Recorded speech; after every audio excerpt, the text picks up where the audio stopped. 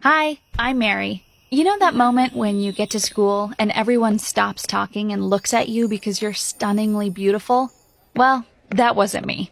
Not even close. I was the sort of girl that had to remind the teacher that I'm in the class or else they might think I missed it. Before I tell you all about my life-changing experience, subscribe to this channel, hit the like button, and don't forget to activate the notification bell or I'll send my dinosaur to bite you. To make things worse, I had a crush on Philip, the cutest guy in school. I've liked him forever, but I don't think he knew my name. I was sitting with Tom at the cafeteria when I saw Philip sitting with his cool friends. I couldn't help but stare at him with my mouth open. I was drooling like a little puppy. That's when Tom threw a tomato at my face and said with a loud voice, "Hello, I'm talking to you. Stop staring at that jerk." I told Tom to leave me alone, but then he stood up and walked towards Philip's table and started talking to him. I was panicking. Suddenly, Philip motioned me over with his arm, and I walked over there. Tom and I sat with Philip and his friends. They acted as if we were their friends. We started chatting. It was cool. Until they started discussing who they were going to take with them to the homecoming party. I asked Philip who he was going to take with him, but then one of his friends shouted, "Why won't you take Mary?" Everyone started laughing loudly. I wanted to die. Acting as chill as I could, I told them that there was no need for Philip to take me because I was going with my boyfriend, Tom looked at me with a puzzled expression, but thank God he stayed silent. "You have a boyfriend?" Philip asked. "Of course," I replied. He lives in France." I looked at Tom, imploring him to save me. "Oh, yes," Tom said after a moment. "He's a cool guy. Plays polo. We see him every couple months. He's actually coming next week."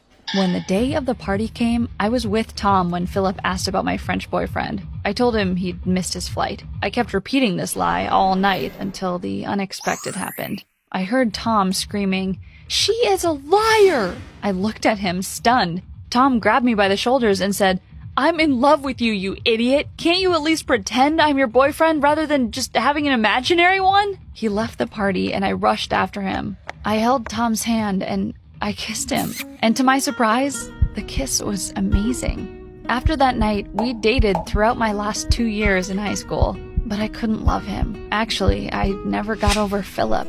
I couldn't help it. So I decided to reveal my secret to Tom. But to make things worse, Tom knew all about it. When I told him, he actually poured his milkshake over me and ditched me at the cafe. Luckily, graduation day came fast and I would never have to see him again. Without Tom in my mind, I started to think a lot more about Philip. To tell you a secret, I even started stalking him. He became an obsession. I couldn't stand the idea of not seeing him anymore, so I enrolled at the same university he was going to. Summer was terrible. I couldn't see Philip, and I didn't have Tom anymore. I thought it would never end. Finally, the first day of college came, and I was so excited to see Philip again that I arrived among the first students. When I saw him, my heart jumped. I acted cool as I said hi. I even acted surprised when he realized we had the same schedules. "Go figure," I said. And then we became friends. We studied together. We went to parties together. I didn't mind being in the friend zone. At least Philip was paying attention to me. One night we were at a party, dancing, and I decided to go for it. It had been so many years of waiting. I kissed him, and the most amazing thing happened. He kissed me back. I was out of my body. We had a great time that night, and the next one, and the next one. Finally, I was Philip's girlfriend. I even told him I loved him, but then he said he had something to tell me. He already had a girlfriend. What? But he wanted to keep seeing me in secret. What a jerk. I was so mad at him that I ran away crying. But when the moment passed, I decided I was not going to stop. I'd waited too many years to finally be with Philip. I went back to him and said it was okay. I would be with him, in spite of his stupid girlfriend. I didn't know who she was, but I was going to have Philip only for me. The day he arrived at a party with his girlfriend, I wanted to die. It was Kirsten, the most popular girl from our school. She went to our university as well. How come I never saw her? They've been dating for almost a year now. I was so blind with excitement, I didn't see it coming. And the worst part is, she had everything planned. She wanted to see me at the party, and then sent a video to everyone of the moment I told Philip I loved him. Everyone started to laugh, and I felt as ashamed as I'd been at that horrible spring break party. I dropped out of college.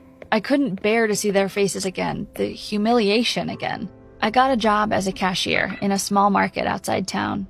I didn't want anybody to see me. After a while, I befriended a regular client whose name was Eric. We started dating, and it was okay. I was heartbroken, and he comforted me. But after a couple of weeks, weird things started to happen. He disappeared for days, and he didn't answer my calls. When I asked him what was happening, he said he was sick of me. No, my heart could not handle another embarrassing situation. I was so heartbroken, and to make it all worse, I found out that I was pregnant after 2 weeks. I told Eric, and he said he didn't want the baby because he was scared of babies. What? I blocked him and never spoke with him again. I kept my job for as long as I could until I was only weeks away from labor. The day Tiffany was born, I had no job, no money, and nowhere to live. In desperate times, I called my old friend Tom, but he wouldn't listen. My parents had died a long time ago. I had no one. I ended up in a shelter with my baby. And on those long, quiet nights, I had a lot of time to think about my life and my endless mistakes. I remembered Tom. He'd been the only one who ever understood me, and I broke his heart. I realized I'd been chasing men my whole life, making them a priority instead of the most important thing, myself. Luckily, at the shelter, there were quite a few women in a situation similar to mine. We did group therapy together, and I made some friends.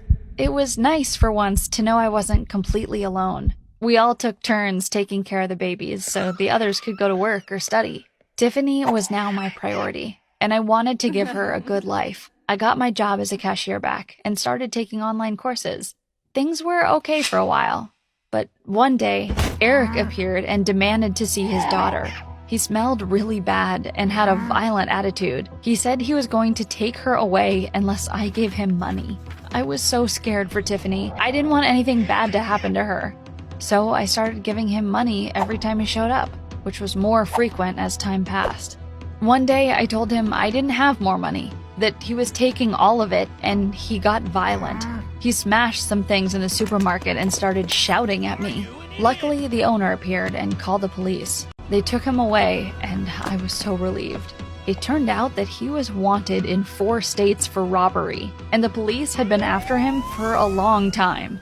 I told the owner of the store that Eric took all my money, and that I had a little girl to take care of. He said that he had a guest house that no one used, and that he and his wife had always loved kids, but could never have one of their own. He offered for me to stay at the guest house, and to take care of Tiffany while I worked and studied. Finally, things were getting in order. I continued to attend my group therapy and help my friends, but I lived next to the store and worked there. The owner and his wife were great people, and I felt like I was finally getting the parents I couldn't while growing up. Tiffany was getting bigger and soon started kindergarten. After a few years, I finally got my degree in economics and got a dream job offer in the city. As I was on my train to my interview, I got sad when I thought I would have to leave my foster parents.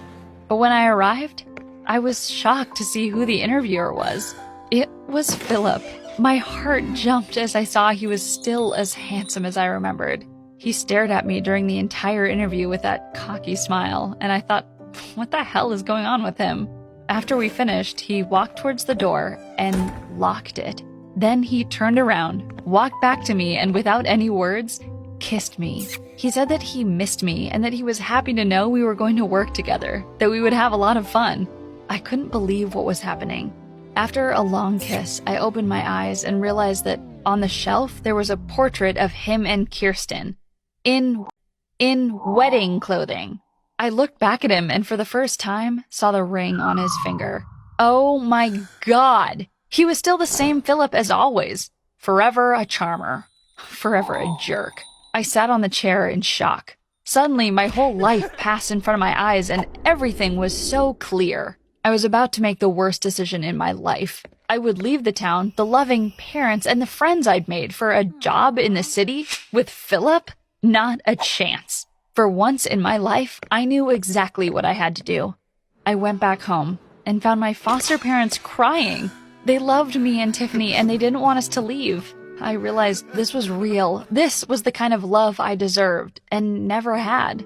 One day, Tiffany came back home and she was talking all day that she found a new friend that had the same name as me, Mary. The only thought I had was, I wish she didn't have a hard life like I did. A few weeks later, we invited Mary to our house, so her father called to ask for directions to our house. And when I heard his voice, I started shaking. I knew that voice. It was Tom. My old friend, Tom. He also recognized my voice, so we chatted for a while, and I felt terribly ashamed. I'd hurt Tom's feelings in the worst way possible, and there he was, naming his daughter after me.